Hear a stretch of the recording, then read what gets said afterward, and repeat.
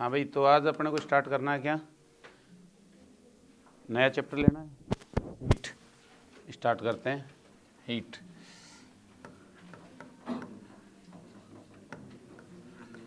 इसमें कुछ basic terminology समझते हैं।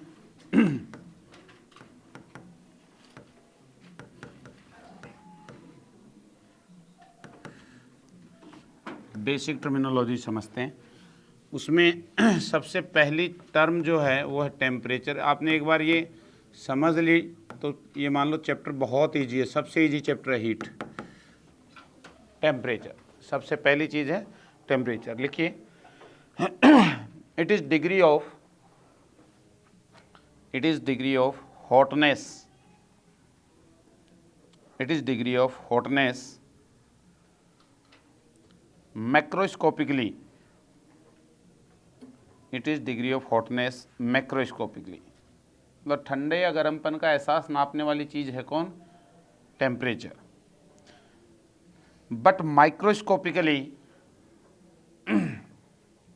Microscopically it is measurement of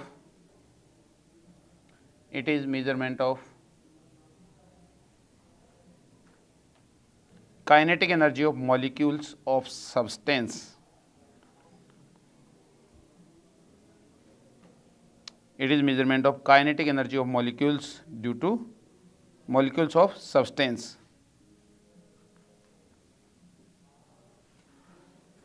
तो किसी बॉडी का कोई टेम्परेचर होगा, किस वजह से होगा? उसके मॉलिक्यूल्स क्या कर रहे होंगे? वाइब्रेशन कर रहे होंगे, काइनेटिक एनर्जी कर रहे होंगे कुछ, ठीक है। उसकी वजह से क्या आएगा? टेम्परेचर होगा उस बॉडी के अंदर। मॉलिक्यूल्स जो हैं वो क्या कर रहे होंगे? उनकी कुछ काइनेटिक एनर्जी होगी। तो हम कहेंगे कि temperature is directly proportional to kinetic energy of molecules. जितनी ज़्यादा काइनेटिक एनर्जी उतना टेम्परेचर क्या होगा? ज़्यादा होगा। यदि माइक्रोस्कोपिकली अपन बात करें, जितना ज़्यादा टेम्परेचर काइनेटिक एनर्जी होगी मॉलिक्यूल्स की, उतना ज़्यादा टेम्परेचर होगा। बट ड्यू टू रैंडम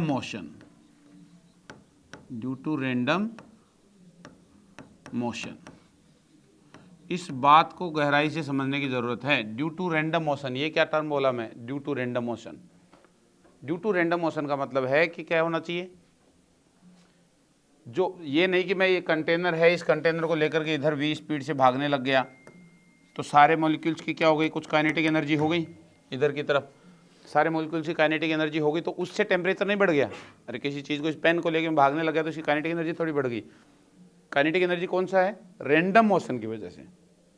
क्योंकि पेन को लेकर भागा या इस चीज़ को लेकर भागा तो क्या हो गया? काइनेटिक एनर्जी तो बढ़ गई नेट तो।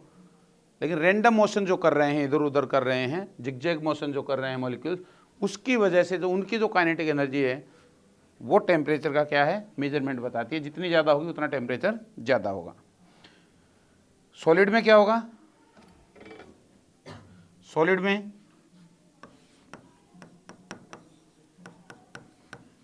मॉलिक्यूल्स क्या करेंगे? Vibrates only. सॉलिड में वाइब्रेशनल काइनेटिक एनर्जी, वाइब्रेशंस करेंगे। ये मॉलिक्यूल्स जो है क्या करेंगे? अपनी जगह पे वाइब्रेशंस कर रहे होंगे। जबकि फ्लूइड में क्या होंगे? फ्लूइड में क्या होगा? फ्लूइड में ट्रांसलेशन भी होगा, रोटेशन भी होगा, वाइब्रेशन भी होगा, सभी तरह की काइनेटिक एनर्जी होगी। ट्रांसलेशन, वाइब्रेशन, ठीक है, रोटेशन, ये सब रेंडमली कर रहे होंगे। उसकी वजह से फ्लूइड में क्या मिलेगी आपको? टेम्परेचर मिलेगा, ठीक है। लेकिन ये रेंडमली का ध्यान रखना है कि रेंडम मोशन की वजह से जो मॉलिक्यूल्स रेंडम मोशन कर रहे हैं इधर उधर इसके अंदर, उसकी वजह से जो काइनेटिक एनर्जी होगी वो क्या किसका मेजरमेंट होगी? टेम्परेचर का मेजरमेंट होगी। वो जितनी ज़्यादा होगी उतना टेम्परेचर क्या होगा? उस बॉडी का ज़्यादा होगा। लिख लीजिए इस बात को। Due to random motion means kinetic energy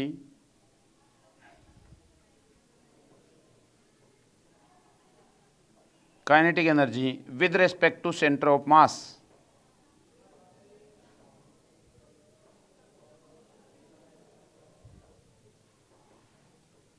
kinetic energy with respect to centre of mass, ये क्या टर्म बोला मैं, kinetic energy with respect to centre of mass. इसका मतलब ये है कि यदि मैं इधर लेके चल भी रहा हूँ इसको v स्पीड से हैं, मैंने कहा इसकी वजह से टेम्परेचर नहीं बढ़ेगा, मतलब सेंटर ऑफ मास पे आप बैठ जाओगे तो क्या होता है, अरे सेंटर ऑफ मास पे हम बैठ जाते हैं तो क्या होता है, with respect to centre of mass, तो सेंटर ऑफ मास को हम ये मानेंगे सेंटर ऑफ मास अब मूव नहीं कर रहा, बॉडी को रेस्ट में मानते हैं, और उस समय जो सबकी काइनेटिक एनर्जी निकलेगी सब मॉलिक्यूल्स की, वो काइनेटिक एनर्जी किसके प्रोपोर्शनल होगी, टेम्परेचर के प्रोपोर्शनल होगी, या कहूँ टेम्परेचर उस काइनेटिक एनर्जी का क्या होगा, प्रोपोर्शनल होगा।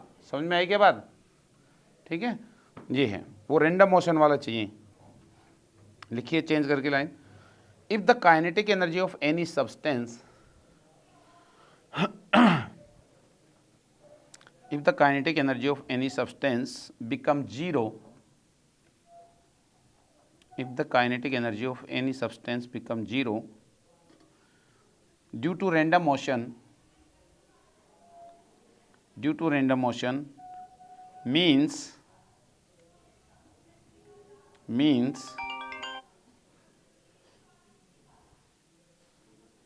every molecule is at rest,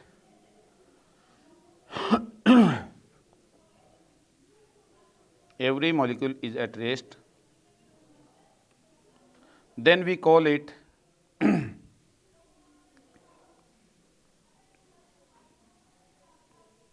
then we call it absolute zero Kelvin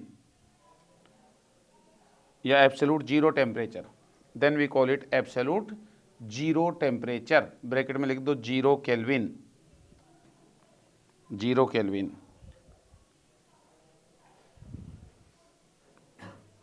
अरे हर मॉलिक्यूल क्या आ जाए उस बॉडी का, रेस्ट में आ जाए, इसका मतलब क्या आ गया है, उसको कहते हैं एब्सोल्यूट जीरो टेम्परेचर। हर मॉलिक्यूल रेस्ट में आ गया, मॉलिक्यूल चल ही नहीं रहा, कोई मूवमेंट नहीं हो रहा मॉलिक्यूल्स के अंदर, तो उसको कहते हैं एब्सोल्यूट जीरो टेम्परेचर। और वो कितना होता है, जीरो केल्विन, -273 डिग्री सेंटीग्रेड के आसपास, ठीक है, जीरो केल्विन का टेम्परेचर कहते हैं उसको। नेक्स्ट लिखिए, नेक्स्ट टर्म है हीट। अलग अलग टर्म्स को हम समझने की कोशिश कर रहे हैं कि क्या क्या टर्म है और क्या क्या मीनिंग है इनका। तो नेक्स्ट टर्म है हीट। लिखिए, energy in transit,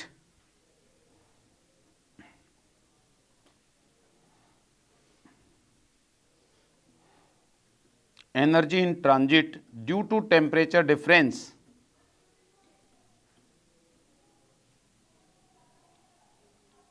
due to temperature difference is called heat।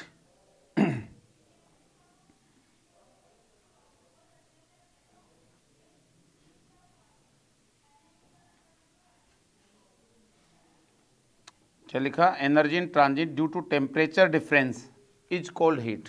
Temperature difference की वजह से जो एनर्जी इधर उधर जा रही है, जो ट्रांजिशन हो रहा है एनर्जी का, उसी का नाम क्या पड़ा, हीट पड़ा। पहले के लोगों को मालूम नहीं था कि हीट एक एनर्जी होती है क्या, तो उनको ये पता था कि कोई चीज़ ठंडी हो रही है, गर्म हो रही है, तो इधर से उधर कुछ जा रहा है, कुछ मटेरियल जा रहा है, पता नहीं क्या जा रहा है, उस चीज़ का आइडिया नहीं था।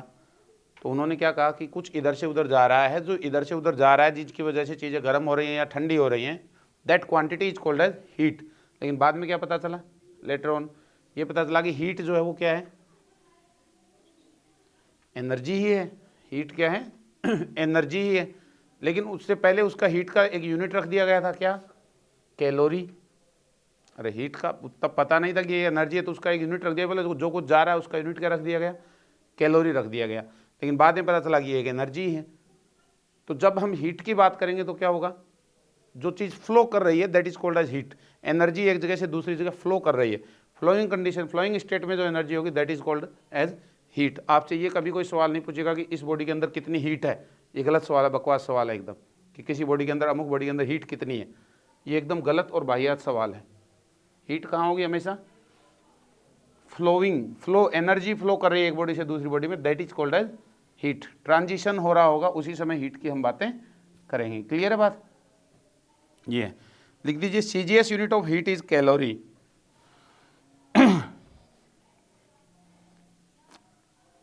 CGS unit of heat is calorie. CGS पुराना सिस्टम है, पता है ना आपको। CGS unit of heat is calorie, जबकि एनर्जी का CGS यूनिट अर्ग होता है ERG। एनर्जी का CGS यूनिट अर्ग होता है और हीट का क्या होगा, कैलोरी। कैलोरी पहले से डिसाइडेड था, ठीक है।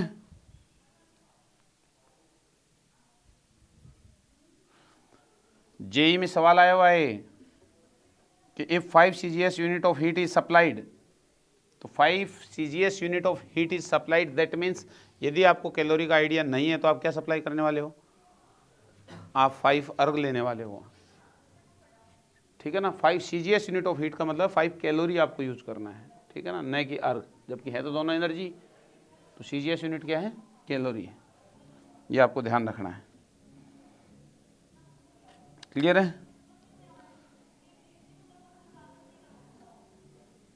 तो लिखिए। अच्छा, जूल ने क्या बताया, जूल ने एक एक्सपेरिमेंट करके दिखाया कि गर्म करने से जो आप हीट वगैरह की बात कर रहे हैं वो किसके बराबर है, नॉर्मल एनर्जी के बराबर ही है, नॉर्मल वर्क जैसा ही है। हीट कुछ और नहीं, क्या है, हीट वर्क ही है, एनर्जी ही है।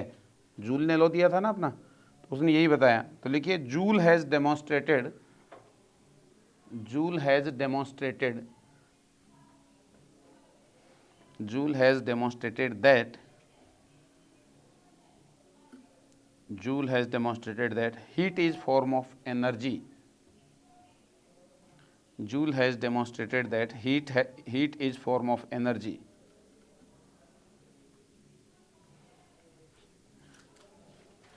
And 1 calorie equals to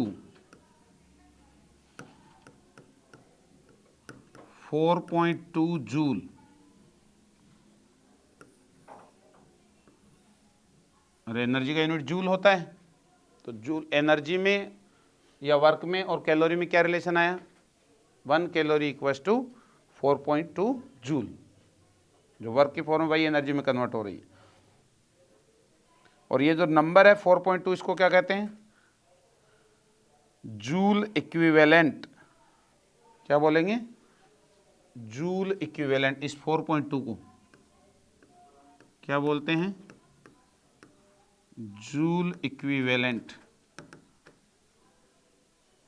अरे जूल ने बताया कि 1 कैलोरी कितने जूल के बराबर है, तो 4.2 जूल के बराबर है, तो इसको बोलते हैं जूल इक्विवेलेंट। क्लियर है। हीट किधर से किधर फ्लो करती है, हायर टेम्परेचर से लोअर टेम्परेचर। लिखिए, heat always flow from, heat always flow from higher temperature to lower temperature. Heat always flow from higher temperature to lower temperature.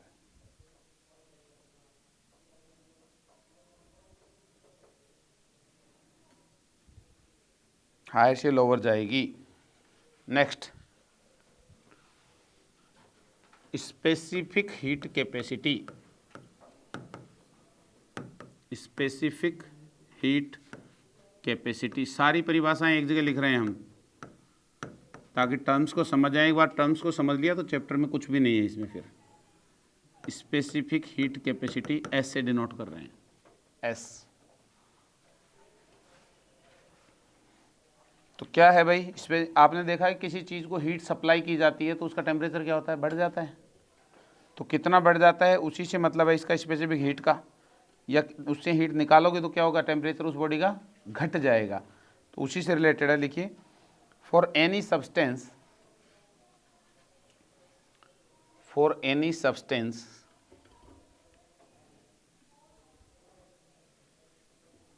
for any substance, amount of heat required amount of heat required by unit mass, amount of heat required by unit mass to raise temperature by, to raise temperature by unit amount, to raise temperature by unit amount is called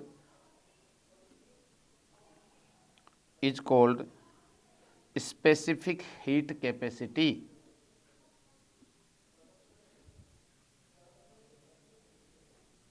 क्या कहा? Amount of heat required for unit mass to raise temperature by unit amount is called specific heat capacity. 1 gram substance का temperature 1 degree बढ़ाने के लिए जितना amount चाहिए वो उसकी क्या कहलाती है? स्पेसिफिक हीट कैपेसिटी कहलाती है। क्लियर है? एग्जाम्पल लिख दीजिए। 1 gram water needs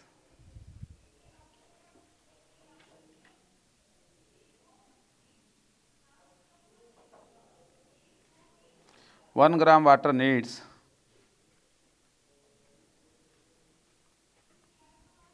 1 calorie to raise temperature by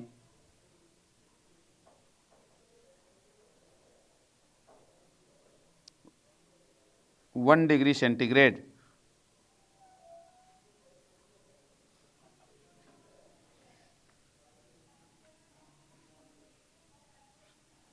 तो एस कितनी आई वाटर की? 1 कैलोरी चाहिए पर ग्राम पर डिग्री सेंटीग्रेड का टेम्परेचर बढ़ाने के लिए।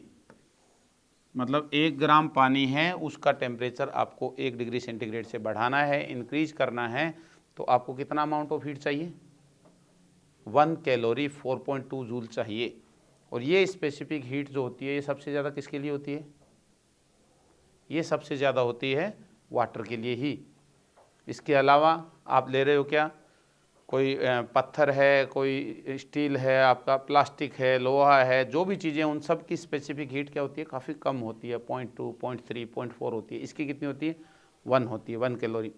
इसीलिए पानी को गर्म करना मुश्किल काम है, उसके लिए हीट क्या देनी पड़ेगी आपको? ज़्यादा। आपको लग रहा है आसान काम, हम तो कर लेते हैं घर पे, लेकिन हीट ज़्यादा देनी पड़ती है। इसलिए आपने देखा होगा गर्मी के दिनों में फर्श जो होता है, धूप में आप 1 बाल्टी पानी की रखी हुई है और एक फर्श है, तो फर्श पे पैर रखते हो या हाथ रखोगे तो एकदम गर्म लगेगा बहुत ज़्यादा, जबकि पानी को आसानी से आप छू सकते हो, फर्श को छुआ भी नहीं जाता। पत्थर रखा हुआ गर्म तो वो बहुत ज़्यादा गर्म हुआ। स्टील की चद्दर रखी हुई है तो हाथ लगाना ही मुश्किल हो जाएगा, एकदम गर्मी होगी तो, जबकि पानी नहीं होता। इसीलिए क्या होता है कि जहाँ पानी ज़्यादा इकट्ठा रहता है जिस एरिया में, वहाँ क्या होता है? उन जगहों का टेम्परेचर जल्दी से नहीं बदलता है। गर्मी के दिनों में वो गर्म नहीं होते वो एरिया, और सर्दी के दिनों में वो ठंडे नहीं होते। जैसे बॉम्बे का टेम्परेचर है, बॉम्बे के समुद्र है 3 तरफ, 3 साइड में, तो वहाँ का टेम्परेचर ऑलमोस्ट क्या रहता है? 12 महीने एक जैसा रहता है। इसीलिए लोग प्रेफर करते हैं, माया नगरी कहते हैं, सब रईस कहाँ बसते हैं? सारे के सारे जा कर के बॉम्बे में बसते हैं। वहाँ मतलब टेम्परेचर, वेदर एकदम बढ़िया रहता है, न बहुत ज़्यादा सर्दी न कभी बहुत ज़्यादा गर्मी होगी, एक जैसा सा एनवायरनमेंट वहाँ पे हमेशा बना रहता है। तो यही रीज़न है, जहाँ पानी की मात्रा ज़्यादा होगी, झील के किनारे, नदी के किनारे, वहाँ टेम्परेचर हमेशा क्या रहेगा? बैलेंस रहेगा, क्योंकि पानी को गर्म करना क्या होता है? मुश्किल होता है, और पानी को ठंडा करना भी मुश्किल है, क्योंकि ठंडा करने के लिए भी आपको 1 कैलोरी निकालना पड़ेगा। 1 डिग्री गिराना है तो, अरे बढ़ाने के लिए 1 कैलोरी देना, तो घटाने के लिए भी तो 1 कैलोरी देना पड़ेगा। रिवर्स बात भी तो सत्य है, ठीक है? तो दोनों ही काम मुश्किल है। क्लियर है मेरी बात? ये है, लिखिए। अच्छा, 1 ग्राम का टेम्परेचर 1 डिग्री बढ़ाने के लिए 1 कैलोरी चाहिए, तो 5 ग्राम के लिए कितनी चाहिए? अरे सीधी सी बात है, 5 कैलोरी चाहिए 1 डिग्री बढ़ाना है, और 5 ग्राम का टेम्परेचर 5 डिग्री से ही बढ़ाना है तो कितना चाहिए? 25 चाहिए। समझ गए बात को? ये सीधी सी बात है। एक सवाल लिखते हैं, चलो सवाल बाद में लिखेंगे, एक बार लिख लो कुछ बातें और। If specific heat of a substance if specific heat of a substance is S, if specific heat of a substance is S, then heat required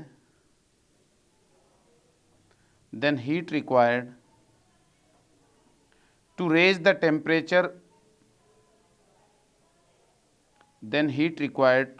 temperature of m gram by delta T degree, m gram by delta T degree will be m gram by delta T degree will be, क्या होगी भाई, कितनी चाहिएगी, S है specific heat, तो S तो 1 calorie 1 ग्राम पर degree के लिए थी, तो m ग्राम के लिए कितनी हो जाएगी, ms,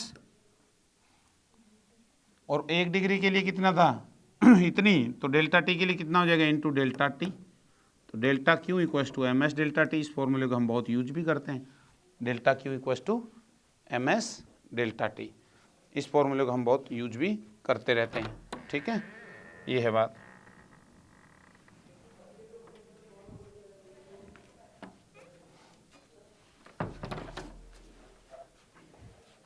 अगला लिख दीजिए molar heat capacity, molar heat capacity, ये थी स्पेसिफिक हीट कैपेसिटी। नेक्स्ट है molar, molar heat capacity.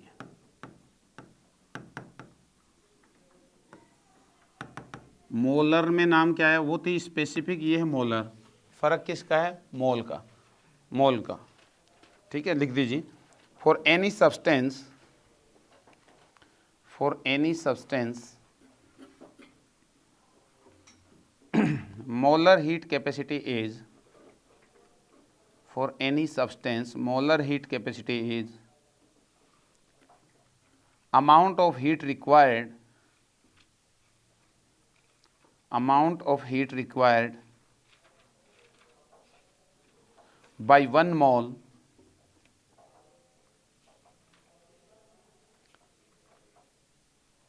to raise the temperature by 1 degree, to raise the temperature by 1 degree.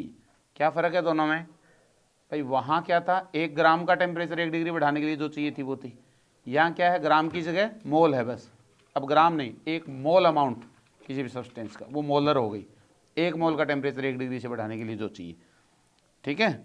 Water के लिए कितनी आ जाएगी,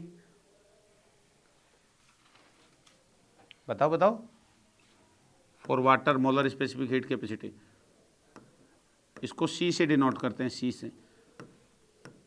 वाटर का 1 मोल कितना होता है, 18 ग्राम होता है H2O, तो 18 ग्राम, तो 18 कैलोरी चाहिए फिर, अरे 1 ग्राम उसी से बनाया, 1 ग्राम के लिए कितनी चाहिए, 1 कैलोरी, तो 18 ग्राम के लिए कितना चाहिए, 18 कैलोरी, और 1 मोल के लिए जो चाहिए 18 ग्राम के लिए, वही तो वाटर की मोलर हो जाएगी, तो 18 कैलोरी पर ग्राम पर डिग्री सेंटीग्रेड, ठीक है, 18 कैलोरी पर ग्राम पर, सॉरी ग्राम नहीं, मोल, मोल, मोल लिख दिया ना अब हमने, पर मोल पर डिग्री सेंटीग्रेड। क्लियर है,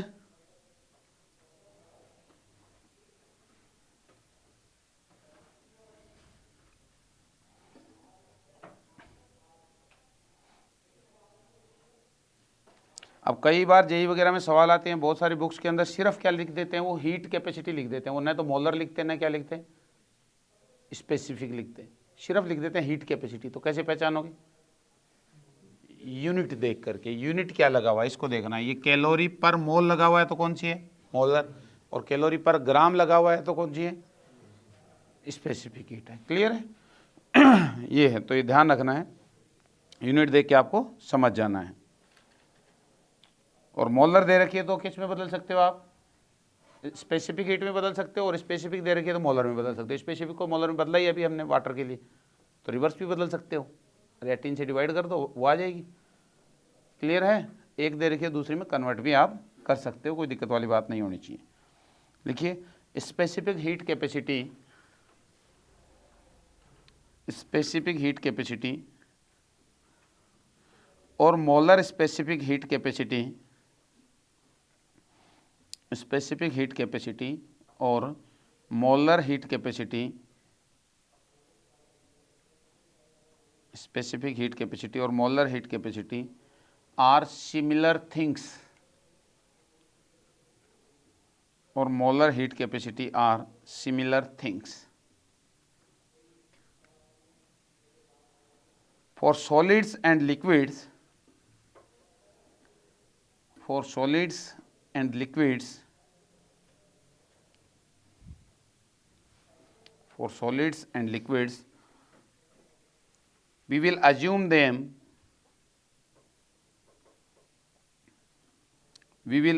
them to be constant. We will assume them to be constant until unless specified.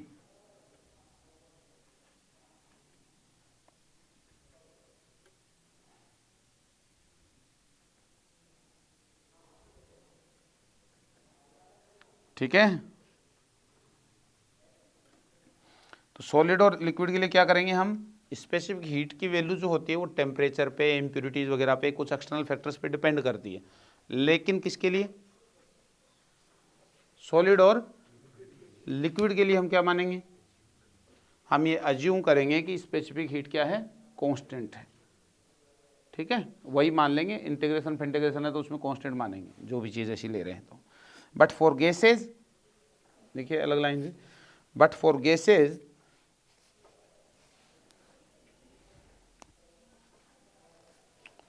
these heat capacity, but for gases these heat capacity depends on external conditions on the gas, external conditions on the gas।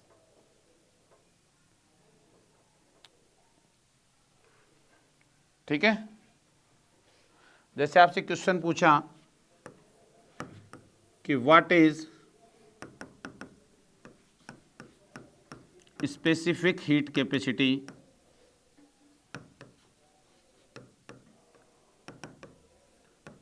Of iron,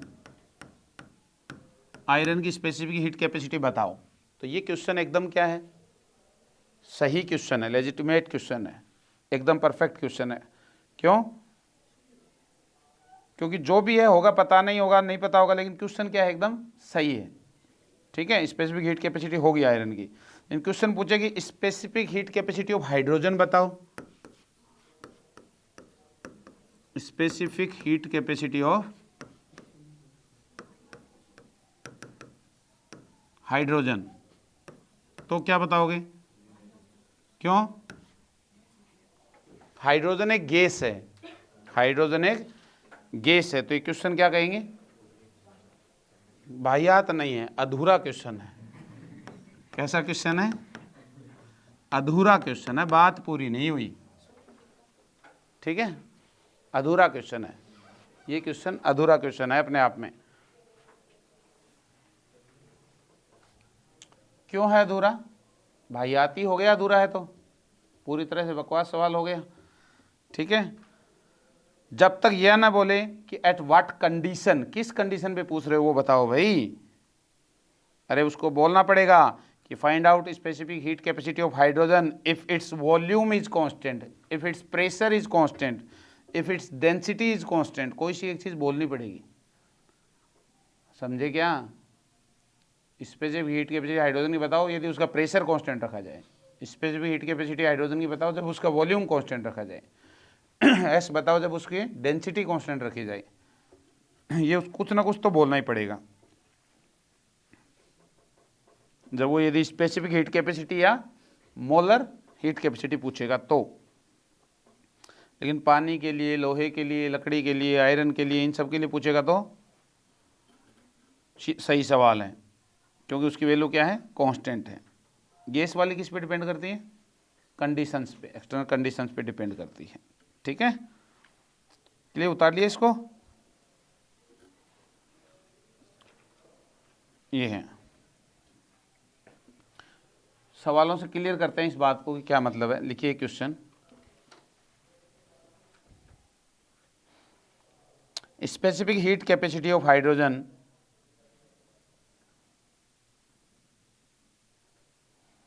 specific heat capacity of hydrogen at constant volume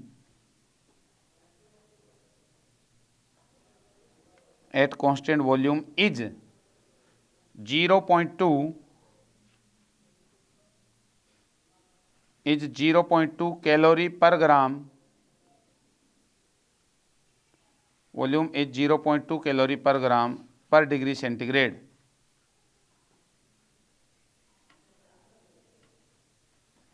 0.2 calorie पर ग्राम पर degree centigrade. Find out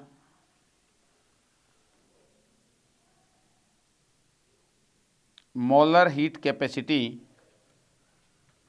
find out molar heat capacity at constant volume. अब ये नहीं कि याद हो गया कि 0.2 होती है, 2-3 सवाल देखे उसमें याद हो गई हाइड्रोजन की तो भैया 0.2 होती है, लेकिन उसके साथ कंडीशन भी याद रखो कब होती है, वॉल्यूम कांस्टेंट है तब। ठीक है, कितना आ गया,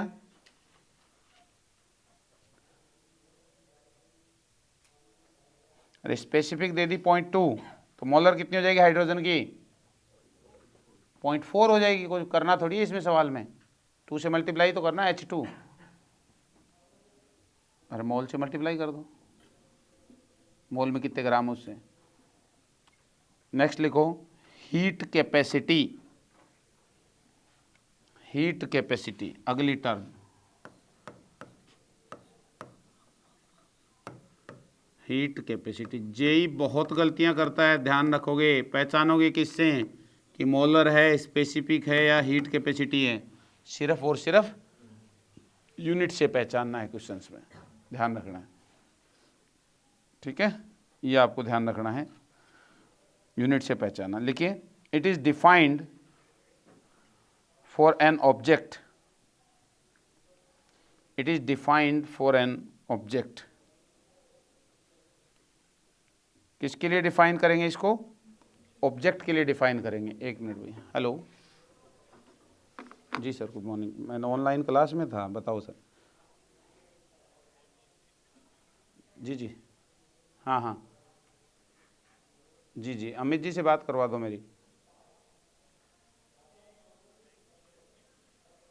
हाँ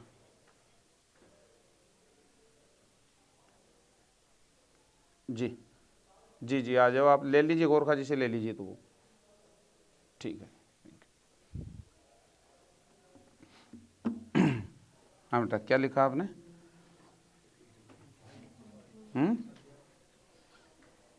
किसकी बात कर रहे थे अपन, क्या लिख दिया, हीट कैपेसिटी किसके लिए डिफाइन होगा, ऑब्जेक्ट के लिए डिफाइन होगा, ऑब्जेक्ट के लिए डिफाइन होगा। मतलब क्या है इस बात का, हीट कैपेसिटी ऑब्जेक्ट के लिए डिफाइन होगा। अभी तक हम मोलर स्पेसिफिक हीट और स्पेसिफिक हीट की बात कर रहे थे। स्पेसिफिक हीट कैपेसिटी मतलब 1 ग्राम के लिए थी, मोलर किसके लिए थी, 1 मोल के लिए। और हीट कैपेसिटी की जब हम बात करेंगे तो किसके लिए करेंगे, पूरी बॉडी के लिए, पूरी बॉडी के लिए। मेरे हाथ में ये पेन है तो इसकी हीट कैपेसिटी कितनी है, तो इस पेन का टेम्परेचर 1 डिग्री बढ़ाना है। मेरे को मास से मतलब नहीं है कि 1 ग्राम है कि 10 ग्राम है 50 ग्राम, इसका जो भी मास है उसका टेम्परेचर मेरे को क्या बढ़ाना है, 1 डिग्री सेंटीग्रेड से बढ़ाने के लिए जो हीट चाहिए वो हीट कैपेसिटी है उसकी, वो इस बॉडी की हीट कैपेसिटी है। इस बोर्ड की हीट कैपेसिटी अलग है, इसका टेम्परेचर 1 डिग्री बढ़ाना है, मेरी बॉडी की हीट कैपेसिटी अलग है। अलग अलग चीज़ों की हीट कैपेसिटी क्या है, अलग अलग है। उस बॉडी का टेम्परेचर 1 डिग्री सेंटीग्रेड से बढ़ाएं। मास तो ऑलरेडी है उस बॉडी के पास में, एक बाल्टी में 10 लीटर पानी है तो उस 10 लीटर पानी का टेम्परेचर 1 डिग्री बढ़ाने के लिए जो आपको हीट चाहिए वो उसकी क्या कहलाएगी, उस हीट कैपेसिटी कहलाएगी उस बाल्टी की। क्लियर है बात, तो हीट कैपेसिटी की समझ गए, लिख दीजिए इसको, लिख दीजिए it is amount of heat required, it is amount of heat required to raise temperature by, it is amount of heat required to raise temperature by 1 degree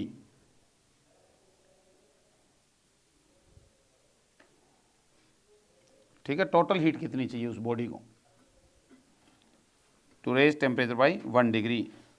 जैसे कहा, लिखो bottle takes 5 calorie to raise temperature, bottle takes 5 calorie to raise temperature by 2 degree, by 2 degree।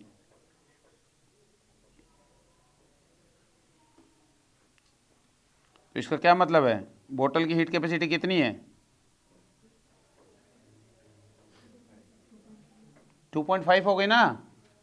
अरे 5 calorie चाहिए 2 degree बढ़ाने के लिए, तो हमें तो 1 डिग्री के लिए चाहिए था, तो 1 डिग्री के लिए कितना हो जाएगा 2.5। तो लिख दो S इक्वल टू 2.5 कैलोरी पर डिग्री सेंटीग्रेड। ठीक है, इसमें मास वास नहीं आएगा, पूरी बॉडी की बात होगी। ठीक है, वहाँ ये नहीं पूछेगा कि आप हीट कैपेसिटी ऑफ आयरन बताओ, हीट कैपेसिटी ऑफ स्टील बताओ, ऐसे नहीं पूछेगा। वो कहेगा 1 किलो आयरन की हीट कैपेसिटी बताओ, 20 किलो आयरन की हीट कैपेसिटी बताओ। क्लियर है बात? ये टोटल की पूछेगा। ये लिख दीजिए question, what is heat capacity of 1 litre water? What is heat capacity of 1 litre water?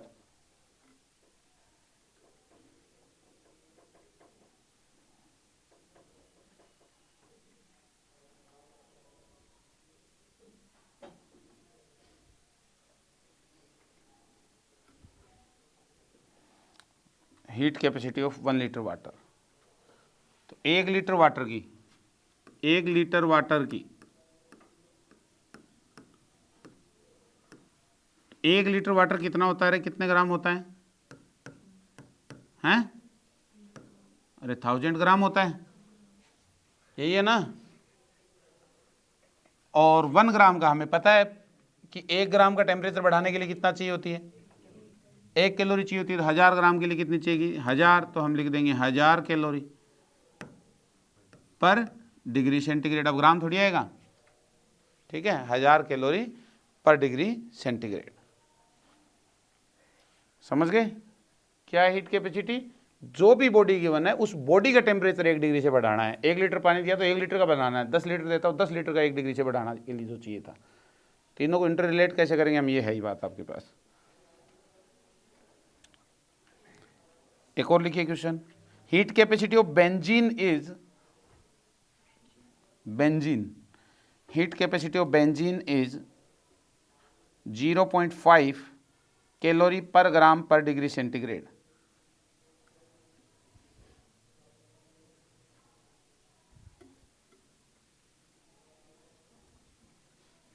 क्या गलती की हुई है इस क्वेश्चन में? अरे क्या गलती करी? शुरू में लिखा हीट कैपेसिटी और यूनिट किसका दे दिया? स्पेसिफिक हीट का। तो क्या दी हुई है हमें? स्पेसिफिक हीट दी हुई है, ये ध्यान रखना इस बात का। ठीक है, ये है। लिखो, if a mixture of,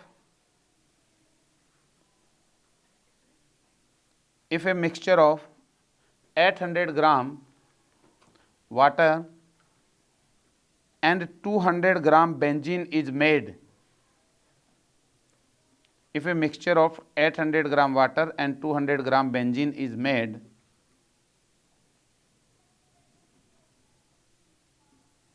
the heat capacity of mixture, the heat capacity of mixture in calorie per degree centigrade, fill in the blanks है, इन कैलोरी पर डिग्री सेंटीग्रेड बताओ। अब पूछ क्या लिया इसने? क्या पूछा है? कैलोरी पर डिग्री सेंटीग्रेड पूछा है, मतलब हीट कैपेसिटी ही पूछी है। ऐसे खेल करेगा वो यूनिट्स के साथ में। ठीक है, तो आपको यूनिट देख के पहचान लेना है फिजिकल क्वांटिटी को। बताओ, सोल्व करो इस सवाल को, क्या आएगा?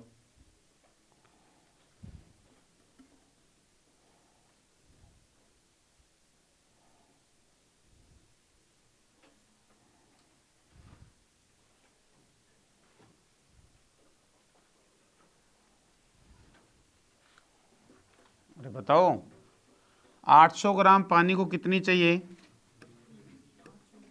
हैं? 1 ग्राम पानी को कितनी चाहिए होती है? 1। तो 800 ग्राम पानी को चाहिए 800 कैलोरी, क्या, पर डिग्री सेंटीग्रेड। और बेंजीन कितनी है? 200 ग्राम बेंजीन है,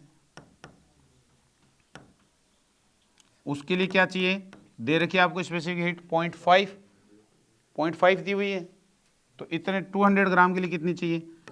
100 कैलोरी चाहिए पर डिग्री सेंटीग्रेड। तो आंसर कितना आ गया? पूरे सैंपल के लिए, मिक्सचर के लिए कितनी चाहिए? 900 कैलोरी चाहिए 1 डिग्री सेंटीग्रेड बढ़ाने के लिए।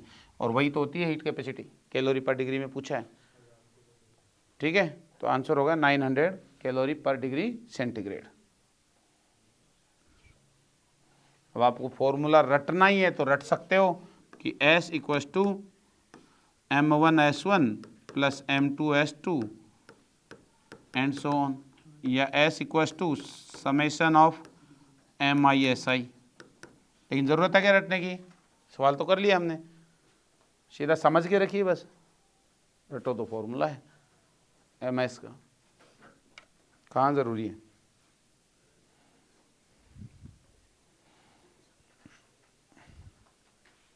नेक्स्ट टर्म है latent heat of vaporisation. Latent heat of vaporisation.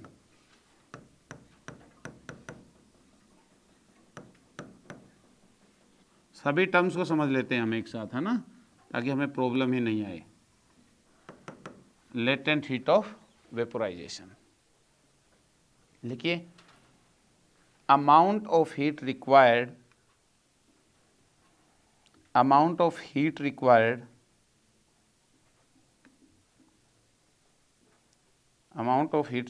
for any liquid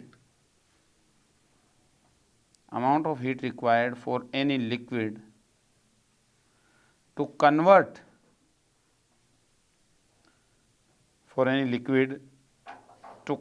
in gas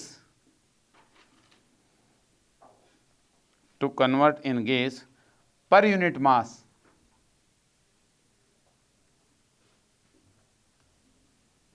is called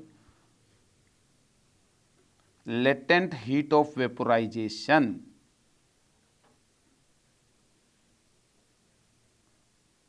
latent heat of vaporization।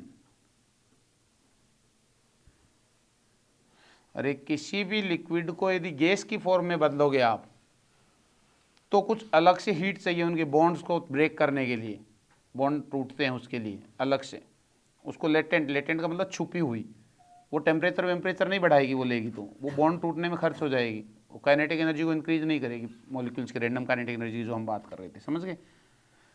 तो वो any liquid to convert in gas पर यूनिट मास के लिए जितनी चाहिए, इसको लेटेंट हीट ऑफ वेपोराइजेशन। लिखिए change करके line, 1 gram of water needs 1 gram of water needs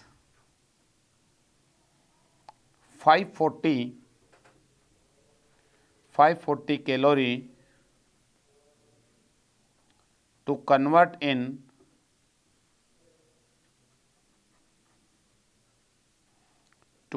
in 1 gram of steam, ठीक है, भाप में बदलने के लिए। तो लेटेंट हीट ऑफ वेपोराइजेशन कितनी है वाटर के लिए? 540 चाहिए कैलोरी पर ग्राम के लिए चाहिए, इसको याद रखना है, ये याद होनी चाहिए आपको, देगा नहीं क्वेश्चंस में, इसको याद रखना होगा। 540 कैलोरी पर ग्राम इतनी चाहिए 1 ग्राम को बढ़ाने के लिए। तो m ग्राम पानी को भाप में बदलना है तो ml हो जाएगी, सीधी सी बात है। क्वेश्चन लिखिए इस पे, ए पिक्चर PITCHER पिक्चर क्या होता है? क्या होता है पिक्चर? PITCHER मटका, वेरी गुड, घड़ा। A pitcher contains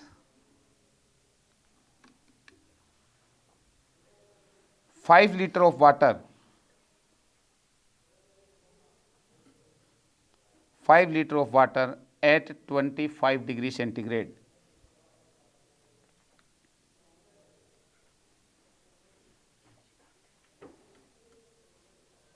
In 8 hour time,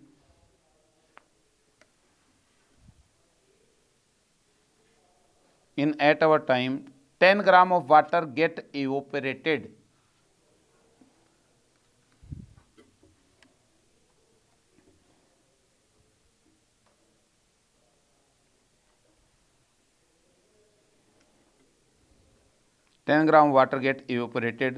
Then find out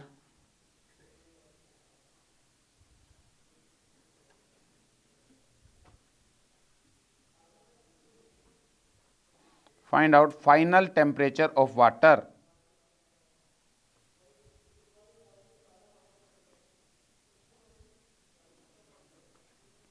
final temperature of water, bracket में लिखिए no other heat exchange is permitted.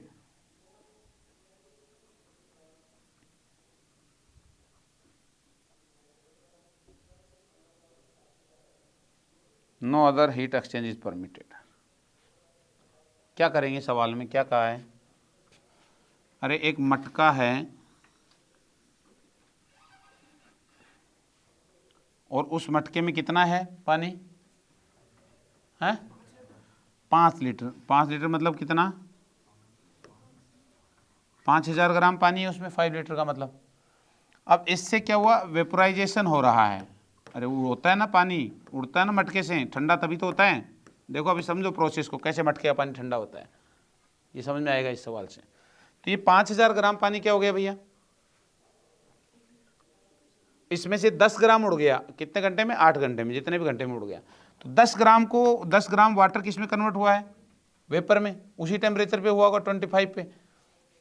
अरे 25 डिग्री है पहले मटके का टेम्परेचर, पहले का इनिशियल। तो 10 ग्राम को कितनी हीट चाहिए कन्वर्ट होने के लिए? 1 ग्राम को चाहिए 540, तो 10 ग्राम को कितना चाहिए? 5400 कैलोरी। तो इतनी कैलोरी की हीट, ये कह रहा है no other heat exchange, environment से भी नहीं ली और किससे नहीं ली, कोई अंदर हीटर वीटर भी नहीं लगा हुआ है ना, इसी सिस्टम से ले रहा है हीट, जो लेगा देगा जो भी करेगा वो। यहाँ तो 10 ग्राम पानी को भाप में बदलने के लिए कितना चाहिए? 5400 कैलोरी चाहिए। अब इतनी कैलोरी चाहिए, ये ली कहाँ से होगी इसने? इस रिमेनिंग वाटर से ही ली होगी। रिमेनिंग वाटर कितना है? 4990 ग्राम। अरे 10 ग्राम चला गया तो इतना बचा। तो इससे कितनी निकाल ली गई है? 5400 कैलोरी। तो इससे हीट निकालेंगे तो इसका टेम्परेचर क्या होगा? ड्रॉप करेगा, गिरेगा। कितना गिरा होगा भाई इसका टेम्परेचर, कितना गिरा होगा? तो इसका mass into specific heat.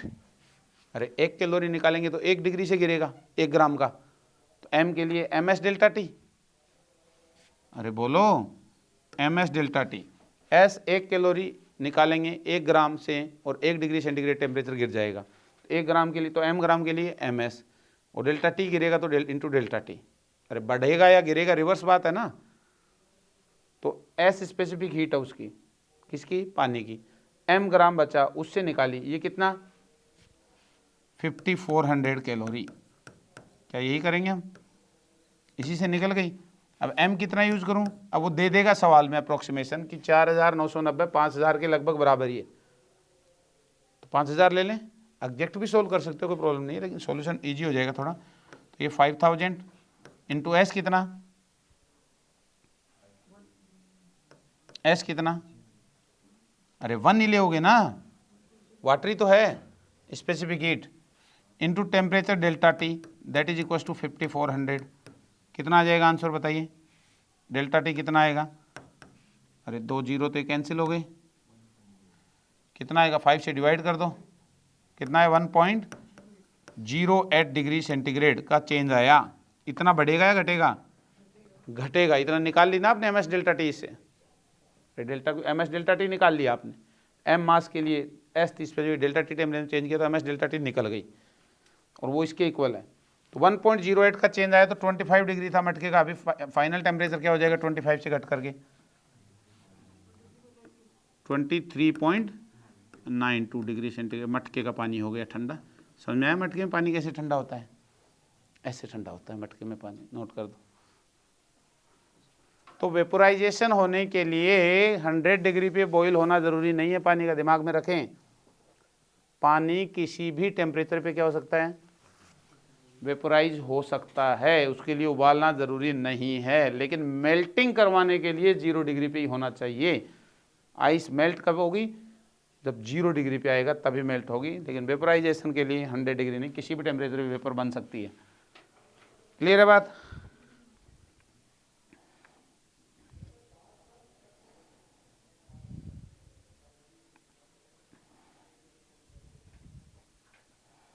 Next लिखिए, latent heat of fusion, latent heat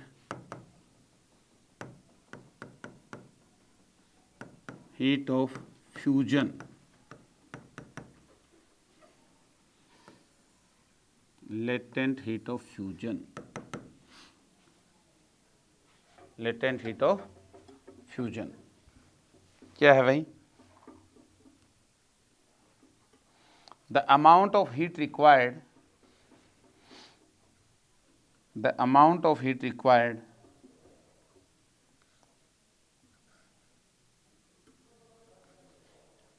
by 1 gram of solid, by 1 gram of solid to convert, the amount of heat required by 1 gram of solid to convert into 1 gram of liquid, solid को liquid में बदलने के लिए, वो क्या थी? Vapour वाली, vaporisation वाली क्या थी? लिक्विड को वेपर में बदलना था। यहाँ क्या बदलना है? सॉलिड को लिक्विड में। By 1 gram of solid to convert into 1 gram of liquid is called latent heat of fusion, is called latent heat of fusion. For ice it is 80 calorie पर ग्राम। आइस के लिए कितनी होती है भैया? वेपराइजेशन वाली वाटर के लिए कितनी थी? 540, और आइस के लिए कितनी होती है? 80 कैलोरी पर ग्राम। 1 ग्राम आइस को वाटर में कन्वर्ट करने के लिए आपको 80 कैलोरी देना पड़ेगा। क्या ये 80 कैलोरी दोगे तो वाटर का टेम्परेचर बढ़ जाएगा? नहीं, 0 डिग्री ही रहेगा। ठीक है ना? बस सॉलिड किस में कन्वर्ट हो जाएगा? लिक्विड में। एक नोट डाल के लिखिए, लिक्विड का गैस में बदलना, लिक्विड का गैस में बदलना हर टेम्परेचर पर पॉसिबल है। लिक्विड का गैस में बदलना हर टेम्परेचर पर पॉसिबल है। ब्रैकेट में लिख दो, और होता भी है, और होता भी है। पर सॉलिड का लिक्विड में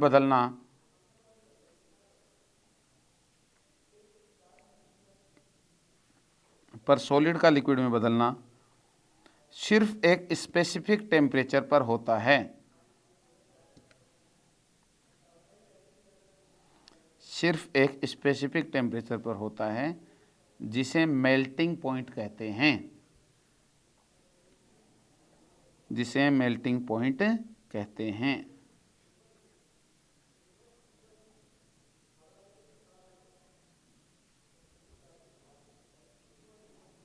ठीक है। नेक्स्ट टर्म है वाटर इक्विवेलेंट। वाटर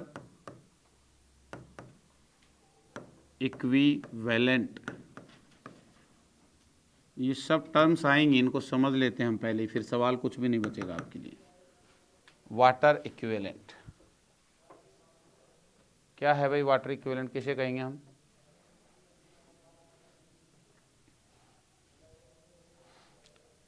एक एग्जाम्पल से समझ लेते हैं। देखिए, my shoes has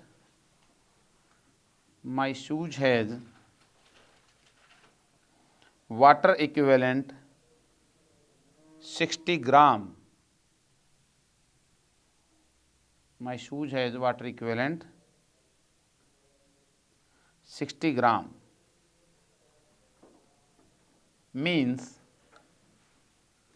means they take same amount of heat,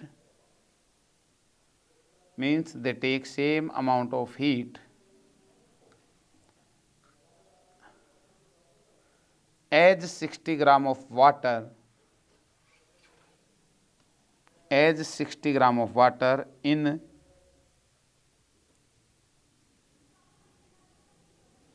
raging temperature,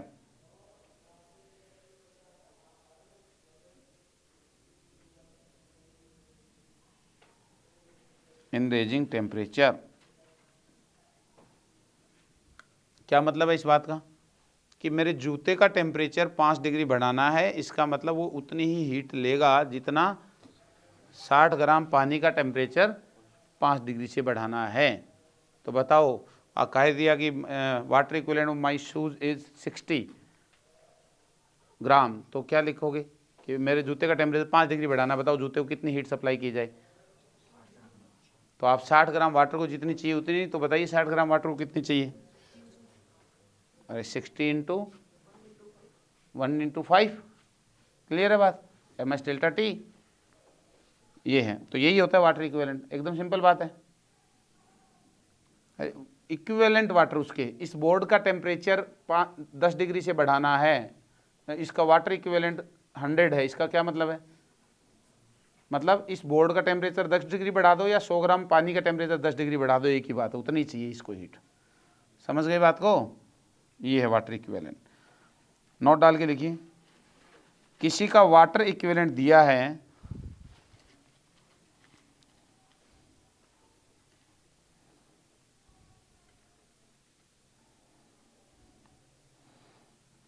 किसी का वाटर इक्विवेलेंट दिया है मतलब वो पानी नहीं है,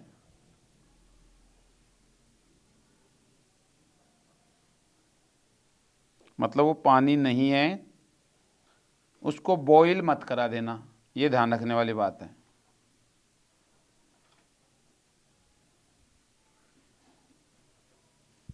अरे जैसे वो बोलेगा कि ये एक बर्तन है, इसका वाटर इक्विवेलेंट है 40 ग्राम और इसमें 60 ग्राम पानी भरा हुआ है यहाँ तक, ठीक है, 60 ग्राम पानी भरा हुआ है, इसका टेम्परेचर है 50 डिग्री सेंटीग्रेड। तो अभी तो पानी का 50 डिग्री है, तो इसका भी, बर्तन का भी कितना 50, इक्विलिब्रियम में, दोनों टच में है। तो आप वाटर इक्विवेलेंट का मतलब समझ गए, मतलब इसका टेम्परेचर आप 100 डिग्री पे ले जाओगे तो क्या करोगे, सवाल कि 60 ग्राम तो पानी है, 40 ग्राम पानी के इक्वल इसका इक्विवेलेंट है बर्तन का, तो आप टोटल लिखोगे कि कितना 100 ग्राम हो गया, तो 100 gram into S into delta T, अरे डेल्टा टी कितना 50, 100 डिग्री पे ले जाना है तो, ठीक है, आप ये करोगे। यहाँ तक तो ठीक है सवाल, लेकिन अब उसने कहा कि वेपर में बदल रहा है पानी, और हीट दे दी, बोला इसको 1000 जूल और दे दी, तो कितना पानी वेपर में बदल जाएगा।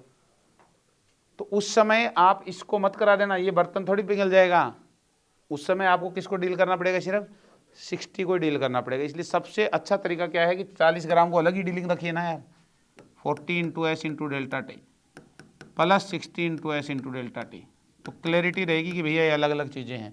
और जब वेपर बनाना है तो किसको बनाओगे, सिर्फ 60 वाले को बनाओगे। ये क्या करेगा उस समय, कुछ नहीं करेगा, एनर्जी किस में जा रही होगी, सिर्फ वेपर बनाने में यूज हो रही होगी, ये कुछ नहीं करेगा। इसका टेम्परेचर वही बना, 100 डिग्री पे बन रहा है वेपर, तो इसका टेम्परेचर तो 100 का 100 ही रहेगा, ये नहीं लेगा हीट, कौन ले रहा होगा, ये, और ये बदलेगा टेम्परेचर, समझ गए।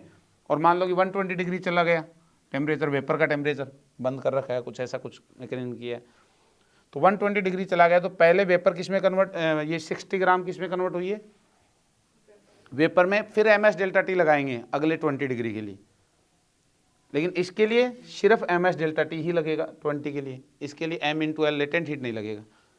अरे समझ में आ रही है मैं क्या बोल रहा हूँ, इसको मतलब बॉयल नहीं करा देना है बर्तन को, वाटर इक्विवेलेंट देर का, बस इतना ध्यान है। तो अलग अलग डील कर लो दोनों को सेपरेटली, सीधी बात ये है। नेक्स्ट लिखिए, internal energy of a substance, internal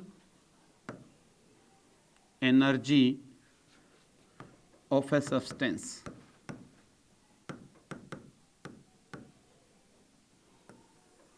internal energy of a substance क्या होगी भैया, लिखिए, an object at rest,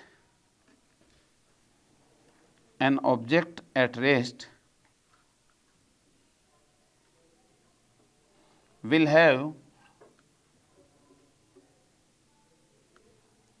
have randomly moving molecules, will have randomly moving molecules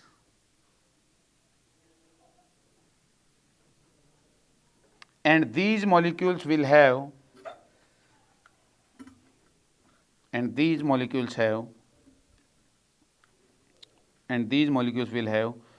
interactive force among them,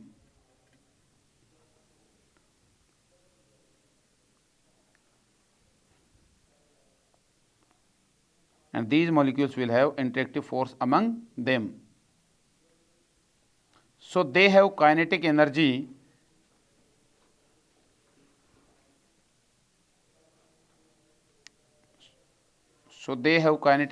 as well as potential energy. अरे अंदर internal conservative force होगा, electrostatic force होगा, उनमें attraction वगैरह होगा, तो क्या होगा, पोटेंशियल एनर्जी भी आएगी ना. तो क्या लिखा, so they have kinetic energy as well as potential energy. Potential energy भी होगी फिर उनके पास में इंटरेक्शन की वजह से. The sum of kinetic energy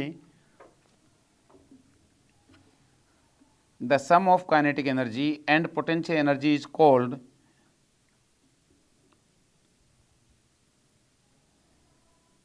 the sum of kinetic energy and potential energy is called internal energy.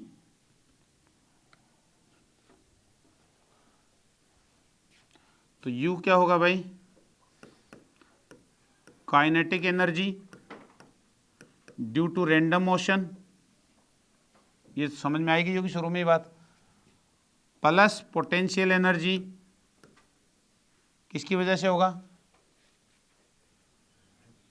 हैं, कंजर्वेटिव फोर्स की वजह से होगा. इसके सम के इक्वल होगी total energy, total inter energy conservative forces की वजह से होगा, या फोर्सेज के अट्रैक्शन की वजह से होगा, यूँ लिख सकते हो. इंटरनल फोर्सेज, कंजर्वेटिव फोर्सेज का मतलब कौन से फोर्सेज हैं, internal forces, internal conservative forces, यूँ लिख दो.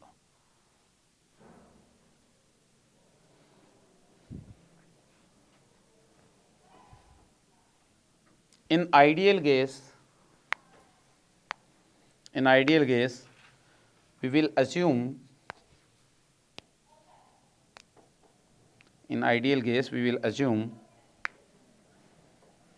there is no interaction force. We will assume there is no interaction force among molecules.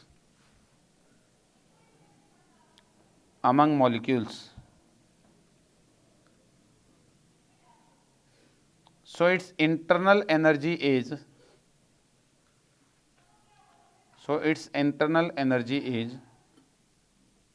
its kinetic energy due to random motion.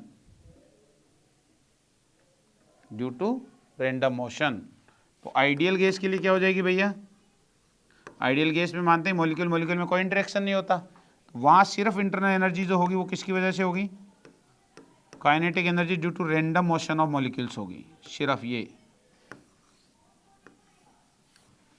Kinetic energy due to random motion. ठीक है, next लिखिए conductivity. Next term है conductivity.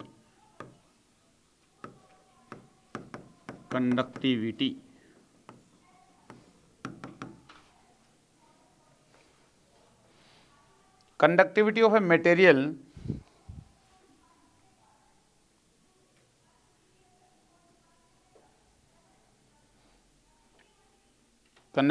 material represents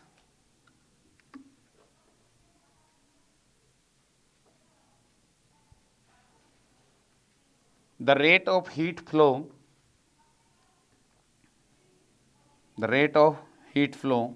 through it. क्या मतलब है इस बात का, कंडक्टिविटी का. मान लो कि एक बॉल है, मैंने इसके नीचे एक कैंडल जलाई,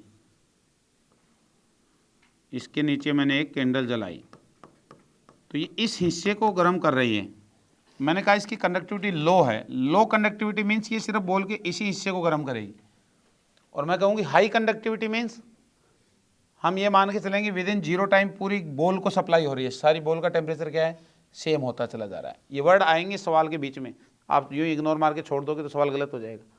हाई कंडक्टिविटी आया मतलब पूरी बॉडी का टेम्परेचर एक साथ बदल रहा है। लो कंडक्टिविटी मतलब सिर्फ जहाँ हीट दी जा रही है वहीं का टेम्परेचर बदल रहा है। ठीक है, ये ध्यान रखना है। लिख दो, वेरी हाई कंडक्टिविटी मीन्स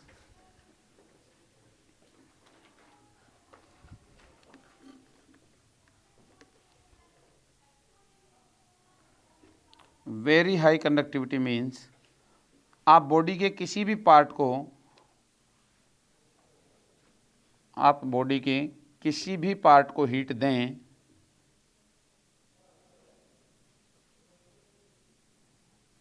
आप बॉडी के किसी भी पार्ट को हीट दें सबको मिलेगी, सबको मिलेगी, यानी सबका टेम्परेचर बराबर रहेगा, यानी सबका टेम्परेचर बराबर रहेगा। चेंज करके लिखिए, negligible conductivity means, negligible conductivity means जिस पार्ट को हीट दी, जिस पार्ट को हीट दी सिर्फ उसी का टेम्परेचर बढ़ेगा, जिस पार्ट को हीट दी सिर्फ उसी का टेम्परेचर बढ़ेगा, बाकी को कोई हीट नहीं मिलेगी, बाकी को कोई हीट नहीं मिलेगी। ठीक है, तो ध्यान रखना है कि वो छोटी लाइन दे दी नेग्लिजिबल कंडक्टिविटी, लार्ज कंडक्टिविटी, तो मिस नहीं करना है, उसको ध्यान रखना है।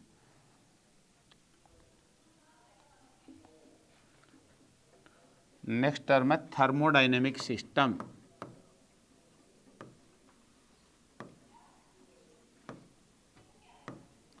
थर्मोडायनेमिक सिस्टम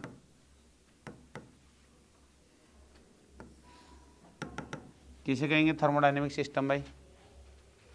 देखिए, इन थर्मोडायनेमिक्स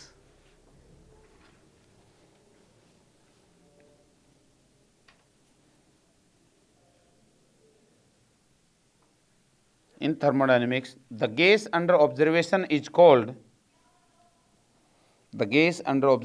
called system.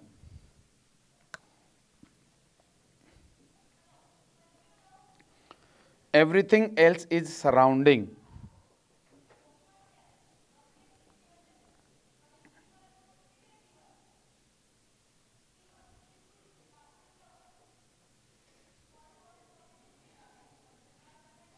मतलब अरे ये कोई सिलेंडर है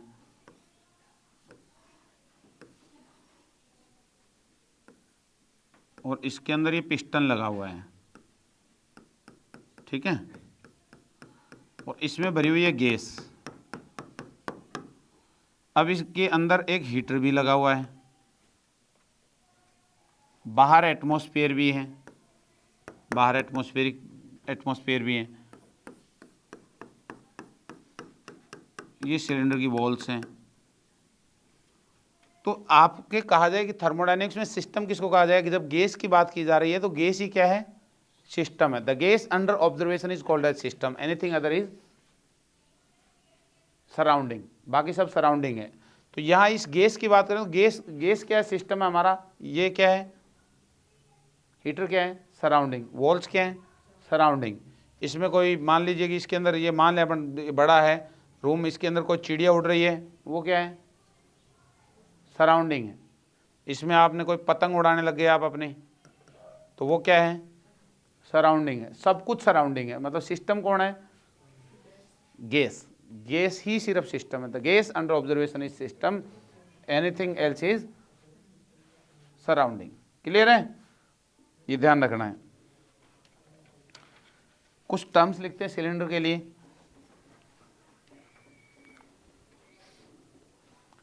सिलेंडर वॉल्स आर डायाथर्मल,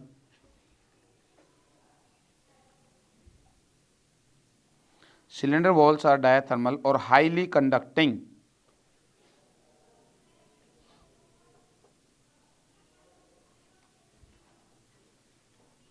क्या मतलब निकलेगा इसका? अरे डायाथर्मल दोनों शब्द इस्तेमाल करेगा कभी क्वेश्चन में, डायाथर्मल और या बोलेगा हाईली कंडक्टिंग, एक ही मतलब है दोनों का कि टेम्परेचर क्या रहेगा? सेम रहेगा, टेम्परेचर सेम रहेगा। अरे समझ गए क्या?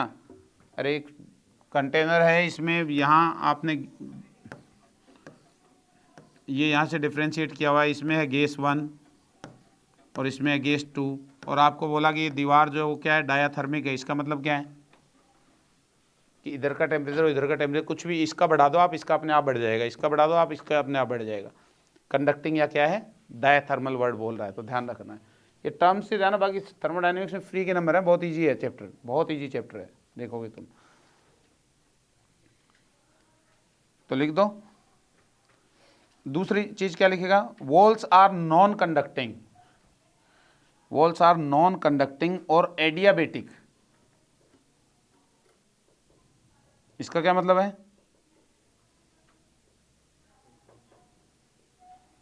कि दीवारों से कोई हीट का एक्सचेंज नहीं हो रहा। आप इसमें कोई हीटर लगा दो कितना ही बड़ा, तो इसका टेम्परेचर नहीं बदलने वाला है, ठीक है ना। वॉल्स कैसी बोल दी आपने, एडियाबेटिक बोल दी, या कैसी बोल दी, नॉन कंडक्टिंग बोल दी, तो ठीक है, कोई हीट एक्सचेंज नहीं होगा एक दूसरे में। नेक्स्ट टर्म लिखिए, coefficient of thermal expansion, coefficient of thermal expansion पढ़ चुके हैं हम पहले, कहाँ पढ़ा था बताओ, तो कौन से चैप्टर में पढ़ा था? हाँ, करंट में पढ़ा था ना, करंट इलेक्ट्रिसिटी में। अरे करंट इलेक्ट्रिसिटी में पढ़ा था, अल्फा वही है। कोएफिशिएंट ऑफ थर्मल एक्सपेंशन किसके लिए डिफाइन होता है?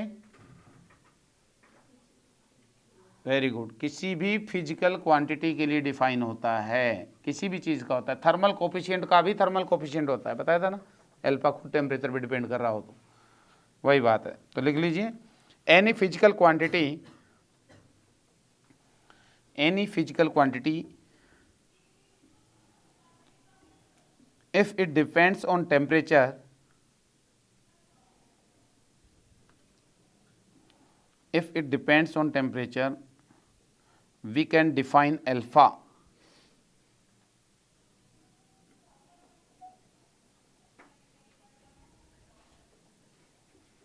तो क्या था, अल्फा इक्वल टू, बताइए फॉर्मूला, 1/p इंटू dp/dt, याद है ना, change in physical quantity for per unit physical quantity for per unit temperature. अरे यही था, इसकी डिस्कस कर चुके हैं हम। मतलब कोई चीज़ हीट लेकर के उसका एक्सपेंशन हो रहा है, तो उसका हर चीज़ जो टेम्परेचर बदल रहा है जिस बॉडी का हीट लेने से, उसका थर्मल कोएफिशिएंट डिफाइन किया जा सकता है। और उसकी परिभाषा क्या है, change in physical quantity divided by, जैसे लेंथ बदल रही है तो आप लिखोगे change in length upon initial length divided by temperature. तो आप लिखोगे alpha equals to 1/L into dL/dt। Area बदल रहा है तो लिखोगे 1/A इंटू dA/dt। वॉल्यूम बदल रहा है 1/V इंटू डी।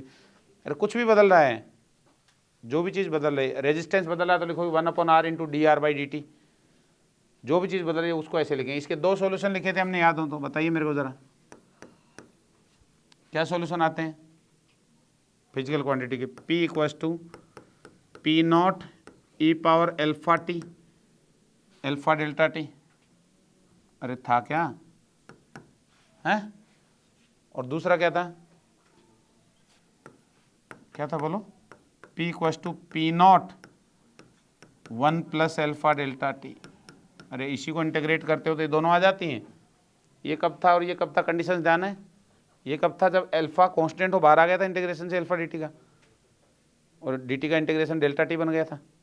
और ये कब था, जब अल्फा कांस्टेंट तो हो ही हो, उसके साथ में डेल्टा टी क्या हो, स्मॉल हो। अरे स्मॉल होगा तो इसका ई पावर एक्स का एक्सपेंशन क्या होता है, 1 plus x square upon factorial 2 plus x cube upon factorial 3। अरे यही तो होता है।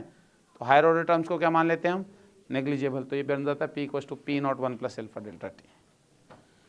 ठीक है, तो इसकी बातें कर चुके हैं हम वहाँ पे खूब डिटेल में पूरा, तो वहाँ से देख लेना ज़रूरत भी पड़े तो। लास्ट बात, temperature scale. Temperature scale, temperature scale.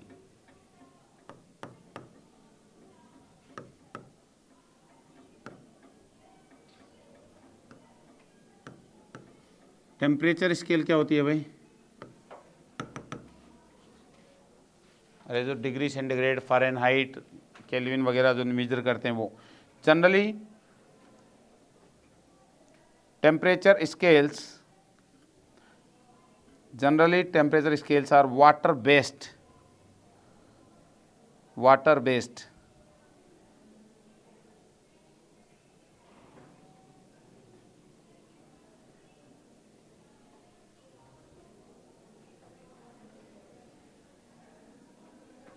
अरे वाटर बेस्ड होती हैं तो मतलब एक होगा मेल्टिंग पॉइंट स्केल का और एक क्या होगा, बॉइलिंग पॉइंट होगा। अरे ये 10th क्लास से पहले भी आ जाती है, अपने लिटिल फ्लोर में तो शायद 6-7 क्लास में है टेम्परेचर स्केल, 7th क्लास में है, मैंने देखा था। ठीक है, तो ये क्या है, एक मेल्टिंग पॉइंट होता है और एक क्या होता है, बॉइलिंग पॉइंट होता है वाटर के लिए। अब किसी भी स्केल में आप ले लीजिए, मान लीजिए किसी स्केल में आपका ये 25 है और ये है आपका 45। अरे किसी स्केल में आप कोई मेजर कर रहे हो, कोई नई स्केल दे दी आपने, डिग्री सेल्सियस की जगह फेल्सियस दे दी, कोई फेल्सियस स्केल है, सेल्सियस नहीं बोल रहा हूँ, फेल्सियस। तो फेल्सियस स्केल के अंदर मेल्टिंग पॉइंट वाटर का लिखा आपने 25 और बॉइलिंग पॉइंट कितना लिखा, 45। आपने कहा कि इसका मिड टेम्परेचर कितना है, या आपने कहा कि जो वाटर वाला है वो 0 डिग्री सेंटीग्रेड है सेल्सियस में।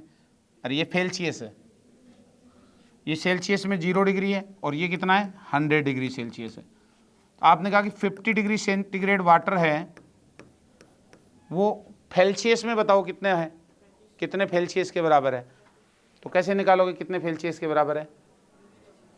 तो आप कहोगे कि ये कितने से कितना बदल रहा है, 25 से 45 बदल रहा है, कितने का चेंज हुआ, 20 का चेंज हुआ। ये कितने का चेंज है, 100 का। तो इसका मिडल पार्ट है ना 50, तो इसका 25 से 45 का मिडल पार्ट, तो कितने का चेंज है, 20 का, तो उसका चेंज 10 होगा। तो रीडिंग कितनी हो जाएगी, 25 तो है ही पहले से, 25 + 10 तो 35। आप कहोगे फेल्सियस में 35 है। इतना ही है टेम्परेचर स्केल का फंडा बस, और कुछ भी तो नहीं है इसके अलावा। अरे आपने लिखा कि TM और मेल्टिंग पॉइंट और बॉइलिंग पॉइंट लिखा, आपने लिखा किसमें, डिग्री सेल्सियस में, 0 डिग्री सेल्सियस और 100 डिग्री सेल्सियस। आपने लिखा फ़ारेनहाइट में कितना होता है, ये याद रखना पड़ेगा आपको, 32 डिग्री फ़ारेनहाइट, और इधर कितना होता है, 212 फ़ारेनहाइट होता है। ये ध्यान रखना है बस, इतना याद रखिए। ये कौन सी स्केल है, डिग्री सेंटीग्रेड, ये फ़ारेनहाइट है, ये 2 वैल्यू याद रखनी है। आप कुछ भी सवाल पूछो बता दोगे, आप कुछ भी सवाल पूछे बता दोगे, कैसे बता दोगे आप? आपसे कोई कहेगा कि बताओ 50 डिग्री सेंटीग्रेड पे क्या स्थिति होने वाली है, तो 50 डिग्री सेंटीग्रेड कितने फ़ारेनहाइट के इक्वल है, तो कैसे निकालोगे? तो आप कहोगे सर ये इसका मिडल पार्ट है, तो इसका मिडल, ये चेंज कितने का है, 180 का, तो 180 का हाफ कितना होगा, 90, तो 90 32 पहले से है। अरे यही तो करोगे। अरे इसमें कितने का चेंज आया, 50 का, तो इसमें कितने का चेंज आ जाएगा, 90 का। टोटल चेंज 180 का है यहाँ से यहाँ तक, तो हाफ कितने का हो जाएगा, 90 का। तो ये 90 का हो गया, तो 90 + 32, 32 तो पहले से ही है, 90 का चेंज हुआ है, तो कितना हो गया 90 + 32, 112, 122। तो आप कहोगे 50 डिग्री सेंटीग्रेड 122 फ़ारेनहाइट के बराबर है। अरे कहाँ दिक्कत है, कितने का पूछे, उसने कह दिया कि यहाँ बताइए 22 डिग्री सेंटीग्रेड कितने फ़ारेनहाइट के बराबर है बताओ, तो क्या करोगे? अरे ये चेंज 100 का है, तो उसमें से 22 है ना, अरे 100 में से 22, तो ये 180 में से कितने का चेंज आएगा, 100 में से चेंज हो रहा है 22 का, तो 22/100 पर यूनिट के लिए, तो इसमें कितने का चेंज आएगा फ़ारेनहाइट में? 180 का है ना ये टोटल, तो 180 का 22/100 पार्ट कितना हो जाएगा? निकाल दो, आंसर आ जाएगा। अरे आ जाएगा कि नहीं? कोई भी सवाल आप कर पाओगे ऐसे? अरे कोई दिक्कत रहेगी क्या बताओ? हैं? नहीं आएगी ना? वैसे आप फॉर्मूला भी याद कर सकते हो। क्या है formula? f minus 32/9 equals to क्या है? सेंटीग्रेड में क्या लिखूं? हैं? c/5, यही भी नहीं याद है तुम्हें? अरे c/5, f minus 32/9 equals to c/5। अरे करना क्या है, सीधा सा बात है ना। फ़ारेनहाइट में निकालोगे, डिग्री सेंटीग्रेड है, तो जितना का चेंज है, सी का चेंज है, तो c/100 करोगे, इंटू 180 करोगे, फ़ारेनहाइट में कन्वर्ट करोगे तो, और 32 पहले से हैं, यही तो होगा फ़ारेनहाइट में। ये 32 पहले से जोड़ दो, ये फ़ारेनहाइट में हो जाएगा आपके पास। अरे क्या बोलना, समझ में आई बात? मैंने कहा 22 का चेंज आया, तो मैं लिखूंगा 22/100, तो पर यूनिट में चेंज आया 22/100 का। तो पूछे कि बताओ फ़ारेनहाइट में कितना का चेंज आएगा, तो फ़ारेनहाइट में कितने में डिवाइड करना, वही। अरे इसी हिस्से को यहाँ 22 पार्ट्स में डिवाइड किया गया, 22 में और 100 में, टोटल है 100, तो 100 का 22 पार्ट, तो आप लिखोगे 22/100, इतना हिस्सा हो गया। कितने में से? 100 में से 22 है, तो 180 में से कितना होगा? तो इंटू 180 कर देंगे। अरे 180 का 22 पार्ट हो गया ना 100 का जो था वो, और इनिशियल कितना है 32, तो 32 पहले से ऐड कर दो, तो वो जो आएगा वो फ़ारेनहाइट में आ जाएगा। और यही लिखा हुआ है, सोल्व करो इसको। 9/5 इंटू सी, ठीक है, 9/5 इंटू सी, देखो, और ये f माइनस 32 हो जाएगा, यही तो है ये। अरे कर लोगे, दुनिया का कोई भी टेम्परेचर स्केल आए आप इजीली सोल्व कर सकते हो। करना क्या है आपको? आपको देखना है ये डिफरेंस कितने का है, एक स्केल में डिफरेंस कितने का और दूसरे में कितने का है, तो उसका पर यूनिट लिख लो, उतना इसको बांट दो। इसमें 50% है तो इसका 50% कर दिया, इसका 22वां भाग है 100 का। अब ये मान लो कि किसी तीसरे स्केल में जाते हैं हम, तो ये 180 का आपको ये कह देता कि ये 50 फ़ारेनहाइट है, मान लो 50 फ़ारेनहाइट है, तो आपको कहता 32 से 50 कितना हुआ? 18 हुआ, तो 18, 180 में से 18 भाग हुआ। अरे 32 तो हटाओगे ना, तो 180 में से 18 हुआ, तो 18/180, 1/10 भाग हुआ। तो दुनिया की कोई भी स्केल हो उसका 1/10 भाग लिख दो और वो जोड़ दो। अब 0 डिग्री वाली है तो क्या करोगे? तो 0 डिग्री वाली है तो क्या कर देंगे? 0 डिग्री वाले में सी कितना निकालोगे? वो 100 पे निकलेगा ना। अरे 100 का 1/10 तो इंटू 100, तो कितना आ जाएगा? 10, तो 10 डिग्री सेंटीग्रेड। तो 10 डिग्री सेंटीग्रेड और क्या 50 फ़ारेनहाइट बराबर है। सवाल कई बार पूछा हुआ जेईई में कि किस टेम्परेचर पे डिग्री सेंटीग्रेड और फ़ारेनहाइट इक्वल हो जाते हैं, तो ये कोई सवाल है? यहाँ लिख दोगे। अरे सी और एफ को इक्वल रख के सोल्व कर लो, एफ की जगह भी सी लिख लो, सोल्व हो जाएगा सवाल। कोई प्रॉब्लम? कर पाओगे आराम से? ठीक है, तो ये सब टर्म्स आपको ध्यान रखनी है, आगे अपन नेक्स्ट लेक्चर में देखेंगे। आज इतना ही लेते हैं। Thank you.